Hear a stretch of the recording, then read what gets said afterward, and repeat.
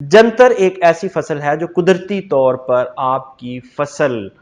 और आपकी ज़मीन में जो रिक्वायर्ड मिनरल्स और वो आपकी ज़मीन में पैदा करता है। जो जंतर है इसको आप अपनी ज़मीन में ज़्यादा से ज़्यादा काश्त कर 2 से 2.5 फीट का जब हो, नरम स्टेम उसका यानी तना उसका नरम हो, सख्त ना हो, तो उसको ज़मीन में रूटावेट अगर करते हैं तो आपकी ज़मीन की ज़रखेज़ी आहिस्ता आहिस्ता बहाल होना शुरू हो जाएगी। तो ऐसे किसान जिनकी ज़मीनें अब गंदम से फारिग हुई हैं, उनको फौरी तौर पर चावल की फसल से पहले जिन्होंने फाइन बासमती चावल काश्त करना है, चूंकि वो लेट काश्त होता है, तो उसकी काश्त से पहले अगर जंतर काश्त कर देते हैं या अगर आपके पास जो भी ज़मीन खाली है उसमें अगर आप जंतर काश्त कर देते हैं तो ये आपकी ज़मीन की ज़रखेज़ी का बायस बने। जब इसको हम ज़मीन में दफन करते हैं तो मुख्तलिफ माइक्रो एंड मैक्रो न्यूट्रिएंट्स ये ज़मीन में प्रोड्यूस करता है। ये वीडियो पूरी देखने के लिए डिस्क्रिप्शन में दिए गए लिंक पर क्लिक करें।